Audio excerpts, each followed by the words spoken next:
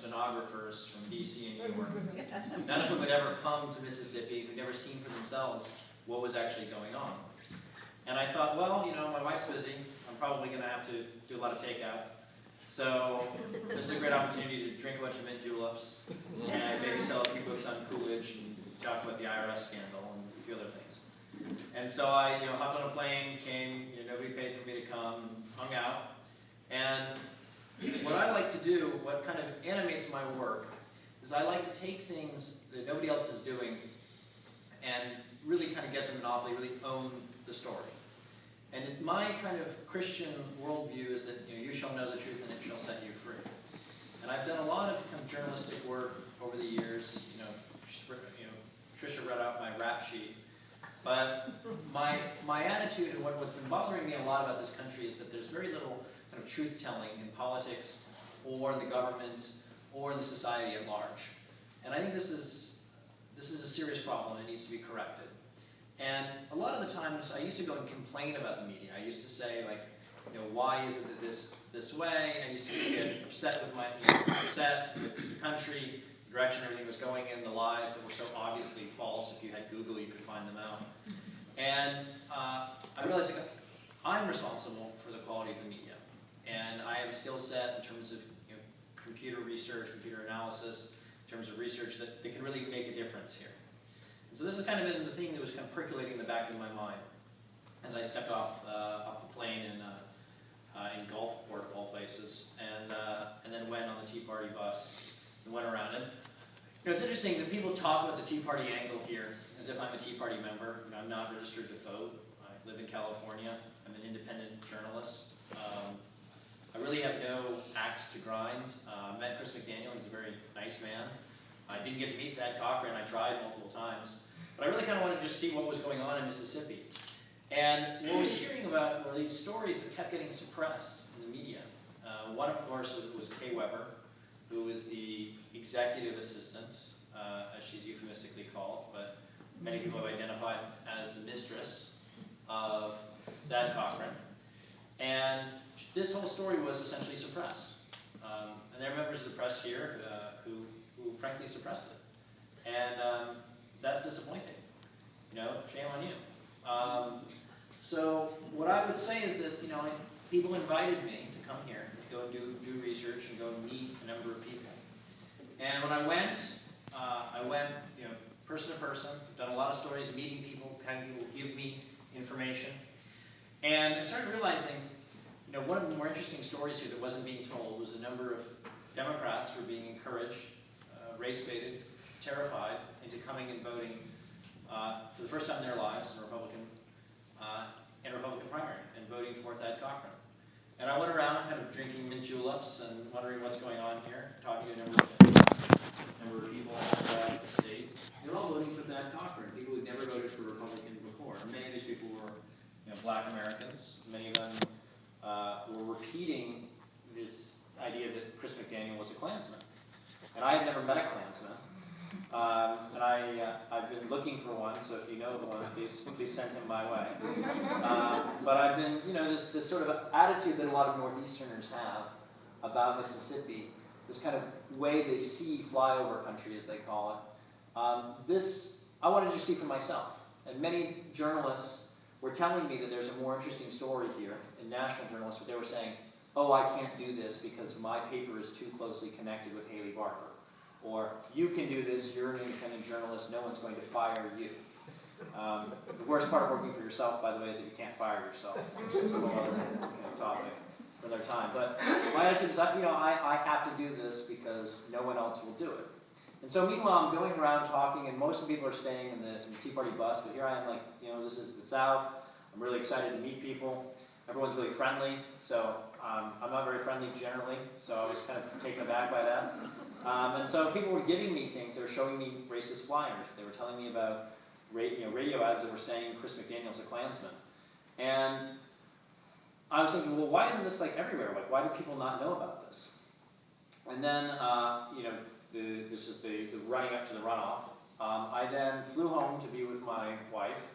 Unfortunately, my plane was delayed. I ended up spending 20 hours in Dallas-Fort Worth. During that time, I began taking a lot of photographs that were out there of Kay Weber with Thad Cochran, all of them very suggestive of being in a marital or some kind of extramarital arrangement. And I began posting them all online on Twitter. And people started retweeting them, people started discussing them. And really, a lot of the times I wouldn't say what those photos actually even said. I said, this is Kay Weber. People say that this is the mistress. I thought you should know this because there's going to be an election on Tuesday in Mississippi. And they started taking off. And then I started posting all the racist radio ads and the racist flyers that have now become routine, or now everyone has seen. And over the next week, my Twitter page had 9.5 million views. It's like, oh wow, suddenly it's on Drudge Report, suddenly it's on Hannity, suddenly it's all over the place. Rush Limbaugh's talking about it. And here I was having a Trenta ice cream tea in the Dallas-Fort Worth airport, just kind of chilling, waiting to go home.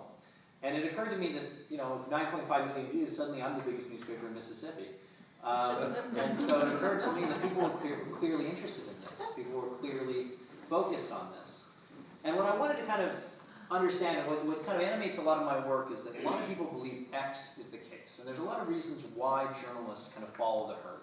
One of the problems is, of course, the salary model.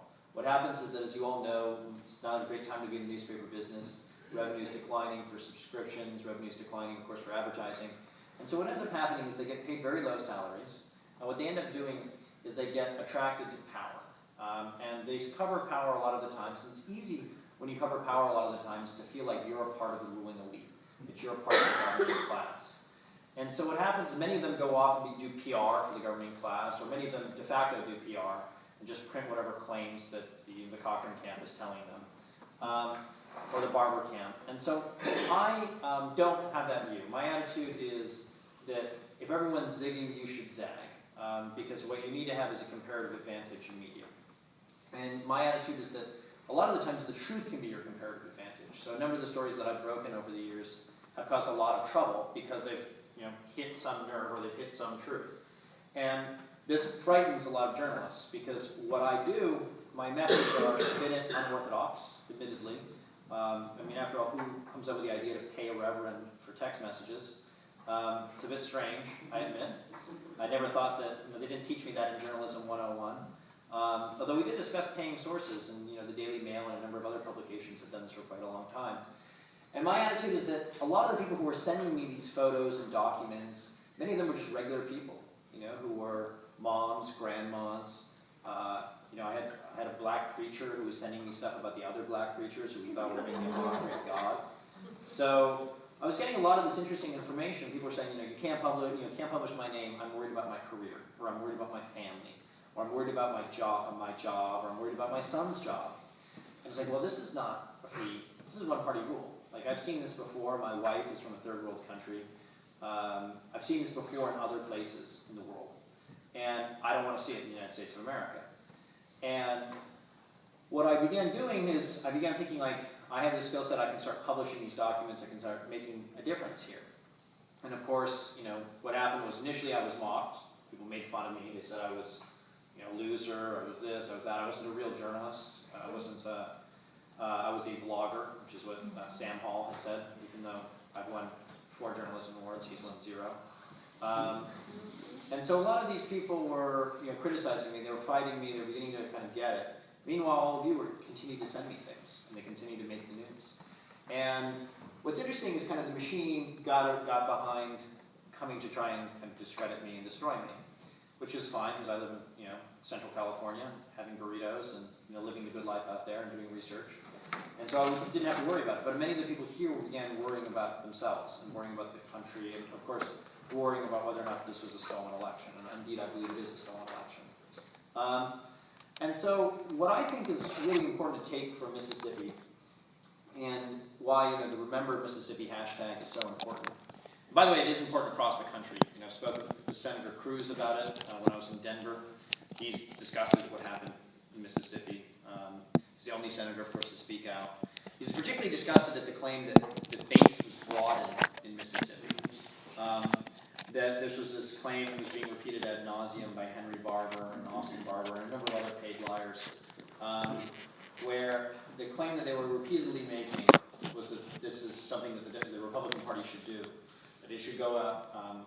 And of course, the claim was that, I was a liar and that they were going to come and sue me, which they've not done. In fact, if anything, I may be suing the Clarion Ledger. And so, in numerous of these cases, these things were just wrong. They're provably false that were appearing in your newspapers. And I tried to rebut some of them, but frankly, it's me and a few other independent contractors who work with me. Not a lot of people, so I rebutted some of them, but it became clear to me that your newspapers here aren't interested in truth. They're not really interested in anything other than being stenographers for power. And this is very scary, because this is increasingly the case all throughout the United States. Haley Barbour, who of course is identified in some cases as the most powerful lobbyist in the world. He, by the way, has represented numerous dictatorships all throughout the world, oftentimes at $50,000 a month retainers. That's a month, $50,000 a month, more than the average Mississippian makes in a year. So much for income inequality. But Haley Barbour, of course, he represents these dictators at the same time, the same people who condemn Obama for inviting these dictators to the White House, condemn Obama for inviting the dictators. They don't discuss that Haley Barbour, former RNC chair, former governor of Mississippi, gets paid this essentially blood money. Haley Barbour is one of the most powerful men in the country, and he continues to be very, very powerful. At one point, I knew he was trying to acquire Real Clear Politics, where he could increasingly relay the messages, the memes, the narratives that he wanted out into the regular public. And I believe that he needs to have a serious reckoning with God, first of all, and he needs to have a serious, kind of come to Jesus moment about what he's doing in this country. And so my attitude is that a lot of the publications that he's been connected to, or these places, newspapers, they need to be exposed. And so I'm glad for the role that I played in this. Sort of no questions off limits. I know I'm controversial. I know there are a lot of questions about some of the things I've said, such as saying that a number of people are responsible, I think morally responsible, not actually responsible, for the death of Mark Mayfield, driving him to kill himself. I believe also that the nursing home photo non-scandal was a scandal manufactured to distract from Kay Weber. And I believe that I had a role to play in that, frankly, by trying to expose Kay Weber and by the connections there. And I think the Cochrane campaign waited. In fact, we know they waited 3 weeks to make that a big issue. And the first people I actually heard about this mysterious photo, first people I heard about it from were actually DC operatives. So clearly the DC people knew about it.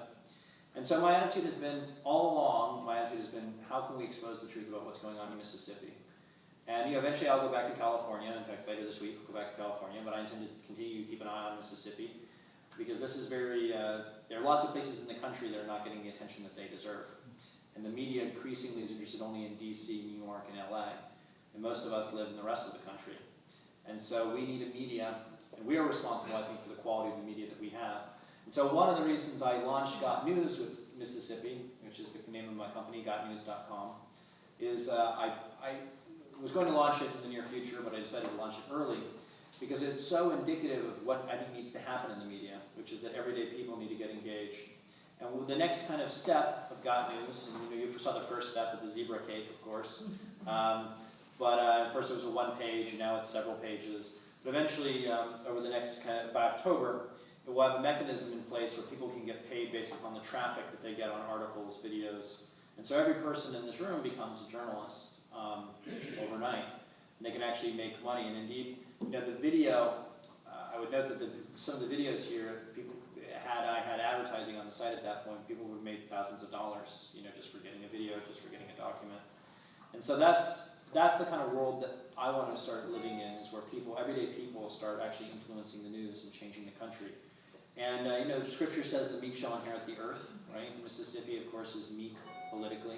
Of course, Ed Rollins, famous campaign consultant, said that Haley Barbour owns this state, which is shocking to me that 50 years after Freedom Summer, somebody would actually say that about a state that has 3 million people in it.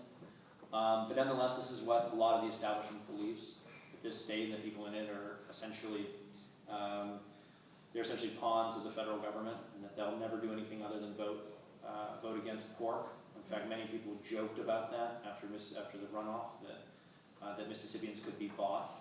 And I would say that one thing I'd finally say on this is that profits a man, profits a party, profits a country, not to gain the whole United States Senate if they sacrifice their soul to do it. and that the whole purpose of representative government is to be actually representative, not one-party rule. And so I've never endorsed a candidate here. I don't ever intend to. But I do endorse the people of Mississippi actually getting to the truth here. There's a lot more material that I've yet to release that I've been saving. This is a long chess game of the establishment here, not just in Mississippi, but across the country.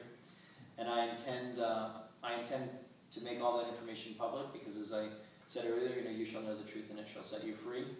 And with that, I'll take your questions, and any question you want to ask is fair game. Yes, ma'am. Do you ever feel like you're in danger? I've gotten 4 death threats since I've been doing this from Mississippi email addresses. I'm a little disappointed that you can't all carry in the courthouse. Probably work on that. The courthouse in session. Yeah, when the courthouse. Oh, okay, fair enough. But my attitude is, my wife and I know where we go if we die. I worked with Andrew Breitbart, who of course died prematurely, and I've worked with a number of people who have done some stuff with law enforcement, including federal law enforcement in the past. And I don't want to live in a country that a lot of people want to start turning us into. And I would note, just as a sickening kind of thing, when Henry Barber went to the RNC last week in Chicago, he got 2 standing ovations by all the establishment members there. Even though people who didn't get one of the standing ovations, who were part of the standing ovation, told me privately afterwards, a representative said he was disgusted, but he felt himself kind of swept up in the moment. And this is the people who lead the Republican Party. And Henry Barber wept twice when he was there. And one was, he was choked up, oh, I'm not a racist, I'm not a, that was his approach. He said, first approach was, I didn't pay for those racist ads over here, even though he then admitted that he paid for them, but not those ones over here. That's Ruth Harris, that's a woman who works at the convention center and goes serving drinks to people. That was his defense, even though we all know that's not true.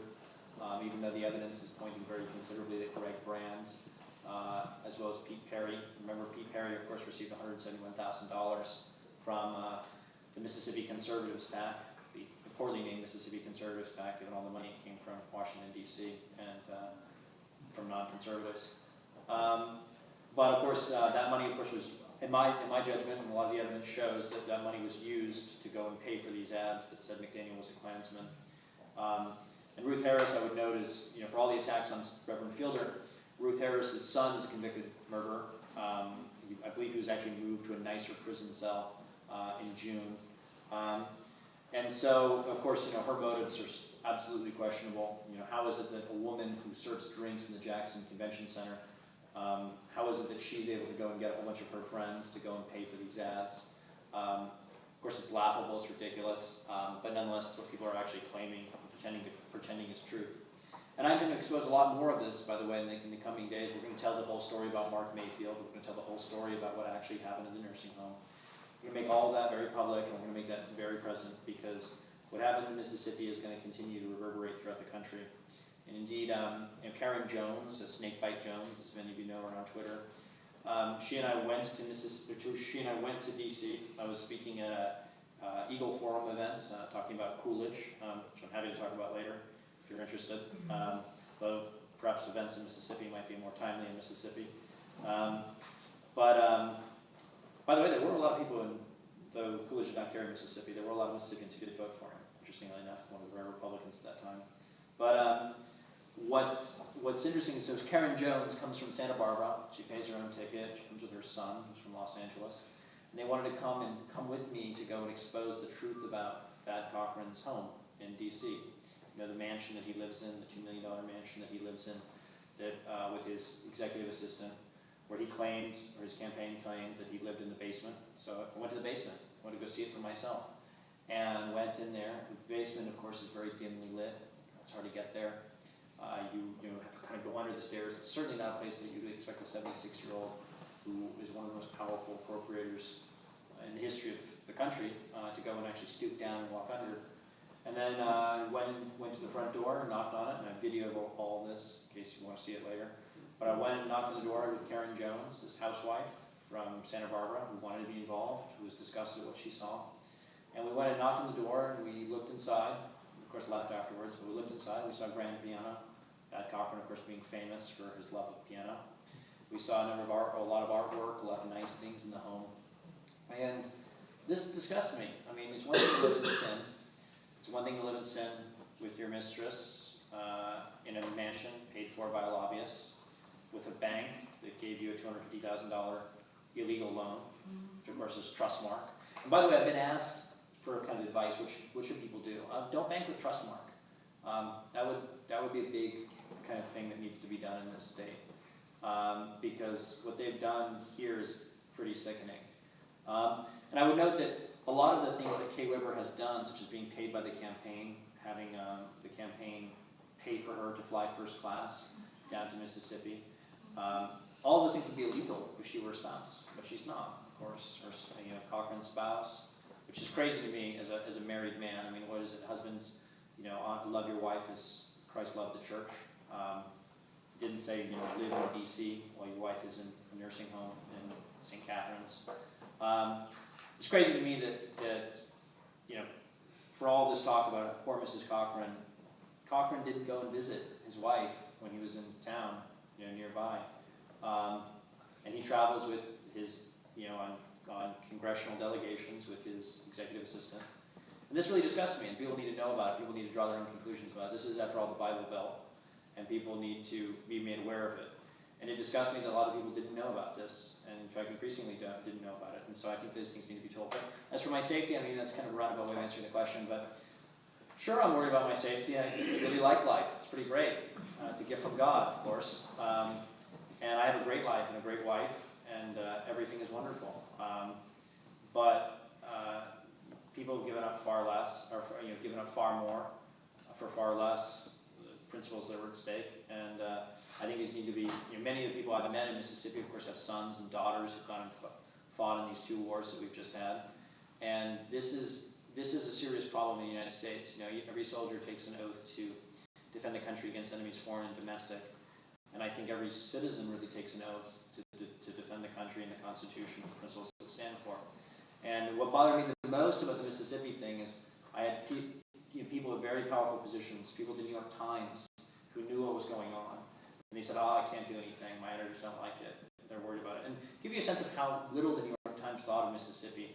Many of the people who wrote, one of the people who wrote a lot of the stories, including the one of, where McDaniel got into an argument with a Democrat. Remember this whole thing, he's like shaking his finger at him, lost his temper, supposedly showing that he was crazy or something, even though, who among us hasn't lost our temper every now and again? That whole incident was written about by an intern at the New York Times,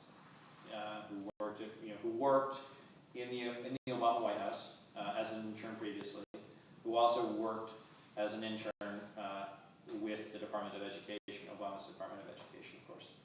And as if he wouldn't have a conflict of interest, that was never disclosed, was never made public. And I also sent, a boy to do a man's job, to go and report on Mississippi. And many of the things he got wrong, they had to correct or they had to change in the New York Times of all places. Including things like saying that I was currently a Breitbart employee, which I went up to him at the rally, at the Tea Party rally, and said, no, that's wrong, you gotta correct that. He didn't correct it until 2 days later. I guess he's got a future in journalism or stenography.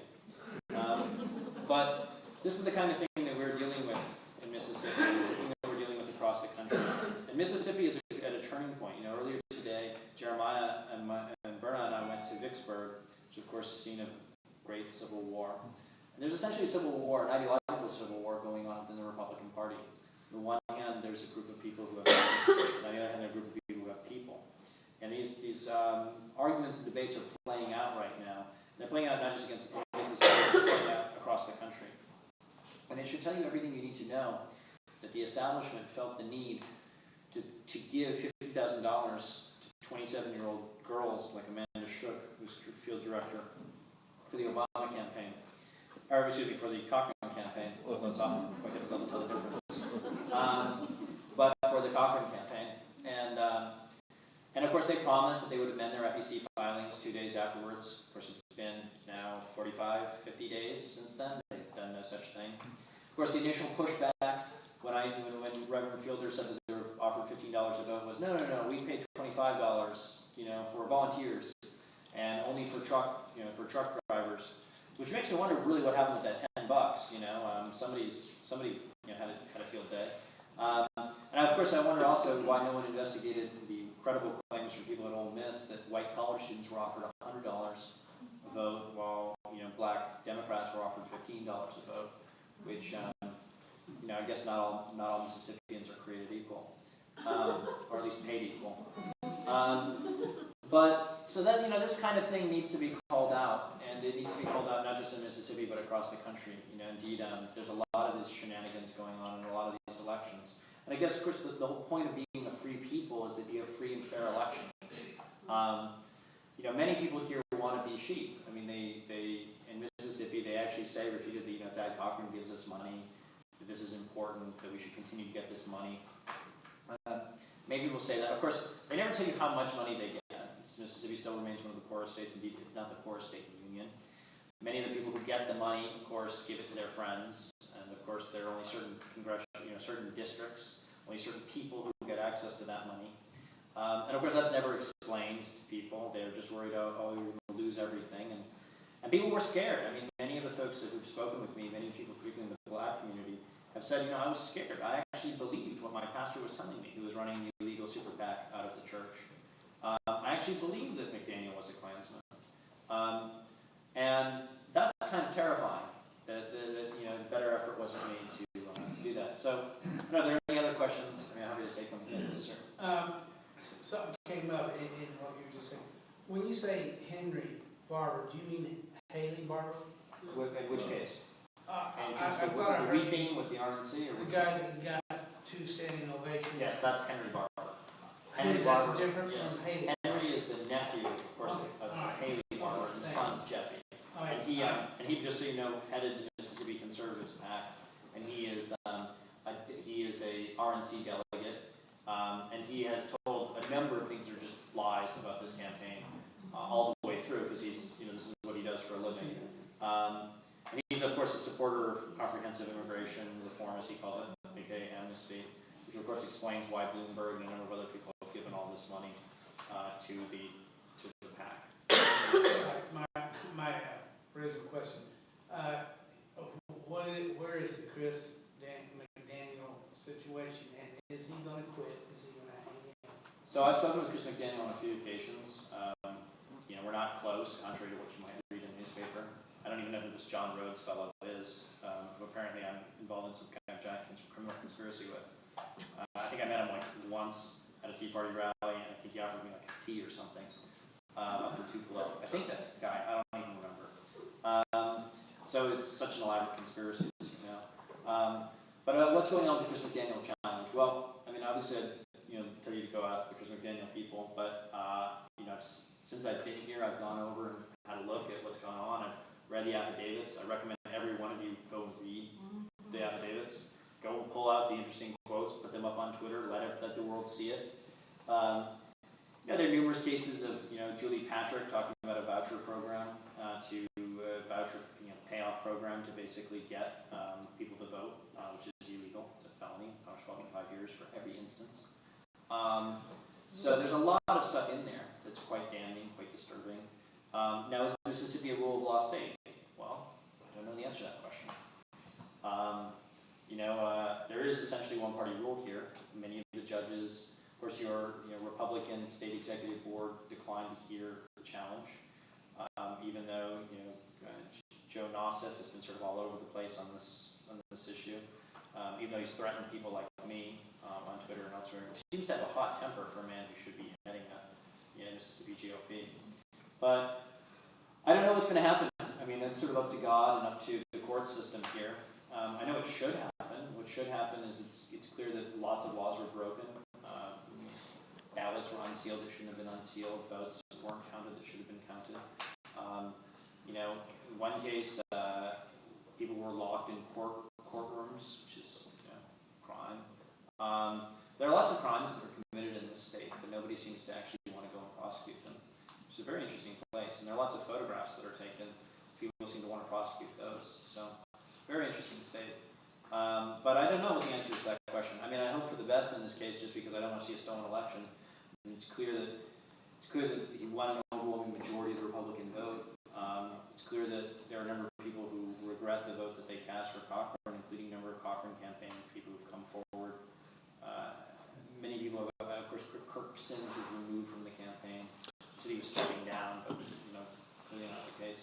So I don't know what's going to happen. It will be very interesting. I mean, what would I do? People have asked me, what would I do if I were a Mississippian? And I, of course, try and dodge that question and say, well, I'm not a Mississippian, I'm an outsider.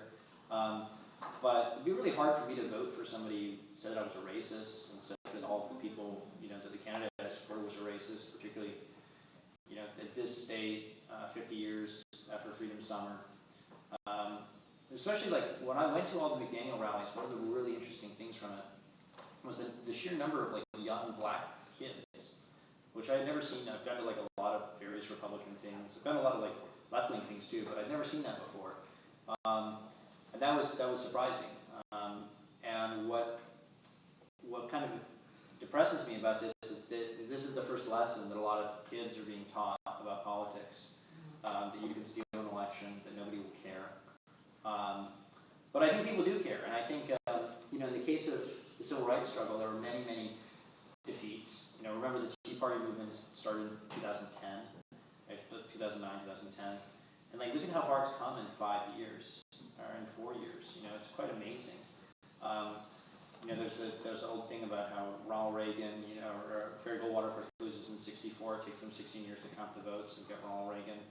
Patience, strategy. I think these are all important virtues and things to remember. And so, I think that the issue is larger than Chris McDaniel. I think Chris McDaniel, frankly, ran a terrible campaign. I've said as much to him, and I've said as much to people who worked on the campaign. But he wanted to fight in a gentlemanly way. That was his approach. That was Noel Fritsch has said as much. Many people have said as much. Melanie Sojourner. But these are not gentlemen. And this is a serious problem. I mean, I myself was served a subpoena the other day. Walking into a party, they wanted all of my information in terms of first of all, I don't discuss what I talk about with sources. I mean, otherwise, what's the point of being a journalist? Why not just come with the R flag? You make more money. So, I don't know. I mean, it's going to be very interesting to see what happens at the challenge. I think Daniel should pursue it, and he has said to me that he intends to pursue justice however long it takes. And because he thinks it's right, he's not even really worried about the political consequences. I hope he said this to me several weeks ago, 2 weeks ago. I hope his spine has stayed stiff, but it seems to me that it has. I've also spoken with Jeffrey Barber about what his boys were up to and the number of kind of FEC violations that were going on. And he said very candidly, if my sons broke the law, they deserve to be punished. So, kind of speaks for itself.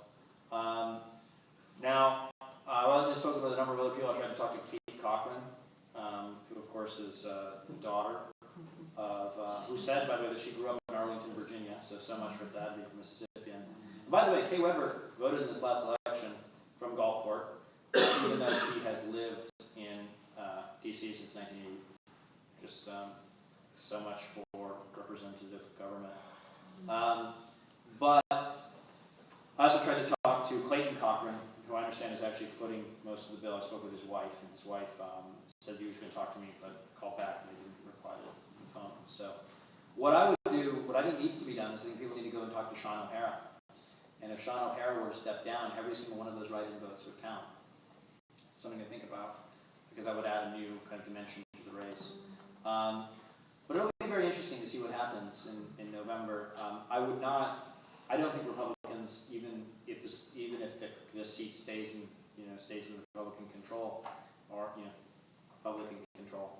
I don't think that the Senate is going to turn Republican anyways. I think Harry Reid is going to remain the majority leader because a number of Tea Party candidates, a number of enthusiasm. I mean, I got hundreds and hundreds of messages from people all around the country about what was going on in Mississippi. I mean, like little old ladies in North Dakota, people in Alaska were concerned about it, people who were soldiers overseas, like one time when, were in Mississippi, one guy actually told me about the time he went to a titty bar. I'm not even sure where that is in Mississippi, maybe he confused it with New Orleans, but is it down here? Okay, fair enough. Yep. Maybe I'm misinformed, but he told me about the great times he had in Mississippi and the great time he had with the people of Mississippi and how much it breaks his heart. And many people want to get involved, and I think that's the real lesson. I think despair is basically the ultimate sin, because it presumes God is finished with you. and I don't really believe that. And so I think people need to continue to be engaged. I think there are a number of friendships that are formed from this campaign that should continue. But really, like, this is a longer issue. I mean, one thing that I would think about in the future is running more candidates rather than fewer, because all the guns were kind of trained on Chris McDaniel. There was a number of just kind of fake and false things said about him, said about me. It's really just kind of annoying to rebut them all. It's like, don't you guys have Google? Like, you know? But, I mean, we'll see. I mean, I think Chris McDaniel will probably, you know, in a just state, he would prevail. You know, many of those offenses, but it's a good question. I don't know what will happen there. It's a long answer to a good question. Yes, sir. Chuck, thank you for coming to Mississippi and welcome to Mississippi. We let you stay. I've got one question.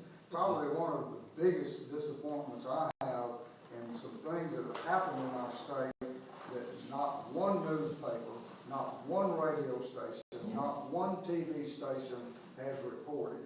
One talk radio station that's throughout the state, I refuse to call their name. One well-known person looking at the family photo of Chris McDaniel, saw his mother with what I refer to as a do-rag on. Some of you don't know that she had been going through chemo for cancer, and this idiot on statewide radio said, I guess his mother is a biker chick. Okay? Did you read that in a newspaper? Oh yeah, so I saw that. So there's a gentleman. I mean, I'll say his name, Shiloh Gallo. By the way, I like nicknames. You know, Pete the Cheat Perry. I think it fits. You know, I like nicknames. They're fun. Of course, in my official reporting on God News, I give him the real name. But though I did rightly refer to Sam Hall as a blogger on one article recently. So maybe that was a Freudian typing or something. Yes, you know, Shiloh Gallo, of course, came after my mother, who was, of course, also a cancer survivor, saying that I should apologize to her for being born. I'm not quite sure how I would do that, because I had no consent in having been born. So you can't really apologize for something you're not really cognizant of having done. But nonetheless, this is what he said. And he's a really kind of disgusting person. I think he has some serious issues. And one thing I would do is just stop listening to him. And apparently, I'm told that people are, you know, doing that on their own accord. You know, what's interesting about a lot of the media class here is that many of them want to get out of Mississippi, and which is kind of a weird thing to have. Like, you know, why not just be like the best newspaper in Mississippi? And like, you know, there's a Pulitzer Prize here for somebody who would actually go and research Haley Barbour and all his connections. I mean, Kemper, right? You know, looking into all the green tech companies that have settled here that never built anything with federal money. Many of which, by the way, were set up with Terry McAuliffe's money, and Terry McAuliffe and Haley Barbour are known to work both sides of the aisle and kind of send the money back and forth. So there's a Pulitzer Prize here for some, you know, there's even probably a movie in it, you know, Mississippi Burning kind of needs a remake anyways. So, you know, and of course John Grisham should really, you know, God should stop giving John Grisham the pen to write what's going on here. But I intend, you know, in my book, I have a book coming out with a major publisher in the near future, which I have to deliver in October. So forgive me if I'm not as communicative after I return home. But there's going to be a major chapter on all the stuff I've learned about the Barbers and about Cochran. And I've got to say, like, I honestly feel bad for that Cochran. I mean, obviously he made his bed and he can lie in it with his, you know, executive assistant. But I feel bad for the man because, you know, this is how he's going to be remembered, and he's going to be remembered by a lot more people for this. And you know, he's clearly not entirely mentally with it. He wanders around. He at one point introduced himself twice to one reporter friend of mine. This is not what you do with your elderly folks. You encourage them to step aside. And one thing I would also say in Mississippi, what's interesting, you guys don't seem to have elections, you seem to have coronations. What was interesting about this is it's kind of like one of the first times, I mean, think in a long time, that people have actually voted in primaries, which is crazy. And of course, this being such a one-party state, many people had only voted, you know, in this time. Most of the time they just show up when there's a presidential election or whatever, and click the, you know, and vote. Kind of crazy to me that that's the case, or they say vote in local elections. And so I think what should be done is there should be special elections if people step down. You know, there's discussion about Roger Wicker stepping down in the near future to go and be the head of various government, either at Ole Miss or some other place. I've heard rumors to that effect. And like, that's a problem when people just step down and they're just new people are just appointed. Doesn't really mean that the people get a chance, you know, to actually examine the candidate. And so, yeah, I mean, I'm disappointed in the state of media in Mississippi, but I also am very optimistic about it because, you know, 1 or 2 or 3 of you could really just eat everyone's lunch. You know, and it's getting cheaper and cheaper to start news companies. So, as I can attest to, they're not cheap enough, I should say. But yeah, you know, any other questions? Yes, ma'am. I just wanted to say that as to the question of Chris quitting, he's not a quitter. And No, ma'am. I was his Prentice County chair and for his campaign, and he's not the type of person that's going to give up. He said from the beginning, it's not about him, it's not about this one election, it's about saving the country. And No, he's not going to give it up. I heard exactly the same thing said to me. In fact, the first time I met Chris McDaniel, said, "Oh, you're from Jones County," you know, like, and there was a movie I had, Jones County Rebellion or something like that. You remember, like, it was like an old movie. I can't remember watching it at my grandma's, which was back in the day. And I said to him, you know, I do know about Jones County that people from Jones County are famous for giving the finger to the establishment. So I said as much to Chris McDaniel. And he replied, and he said, well, giving fingers to the establishment are what fingers are for. Just very quick witted. So that was funny. You know, most politicians that you deal with, you know, and I just asked him, like, candidly, are you a racist? And he's like, no. You know, and so I did talk to him when he was on the Tea Party bus. He came on the bus. I talked to him for a few minutes. I asked him if he liked Twizzlers, because there were some spare Twizzlers around. He did not. But he's a good man. I mean, I talked to him at length on numerous other occasions. He's a very funny man. He's got a good sense of humor. He's got a good sense of history. He has a good sense of timing. And I think, I don't think it's the last the country will have seen of Chris McDaniel. And I should say that I've heard from people all around the country who have said that were Chris McDaniel to win this race, he would be presidential timber. Yes. If not in this cycle, in another cycle. Yes. Now, I don't know about that. You know, like, obviously that's up for other people to make determinations on. But it certainly is interesting that people are talking. Surely shows the dearth of leadership on a national stage. That people are talking about somebody who's a 2-term state senator. Although they did talk about another 2-term state senator as president at one point. But that didn't really work out. He stole his 2 elections too. Yeah. Oh, that's right. He did do a lot of disqualification stuff when he was. That's right. You know, Alice Palmer, where he had to deal with her that he reneged on. So, anyway, are there any other questions? I do have copies of my book. I'm happy to sign it and talk to you guys all afterwards. I know it's kind of getting late, so, but yeah, sure. Aside from the book work on the radar, where do you think the road's going to lead you next?